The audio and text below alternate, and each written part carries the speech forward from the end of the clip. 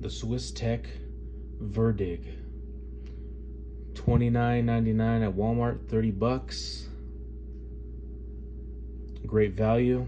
Oz 8 steel, green micarta, good texture, liner lock, very solid lockup. Got that red lanyard, that thumb disc. Really good knife. You can you have the pocket clip. You can switch sides. It's for was it tip up carry only?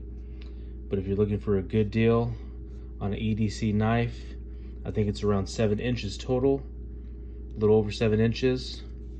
When it's folded up, it's about 4 inches in the pocket. I think it weighs about 3 ounces. But if you're looking for a good solid knife, this is your jam right here. High Desert Nomad out.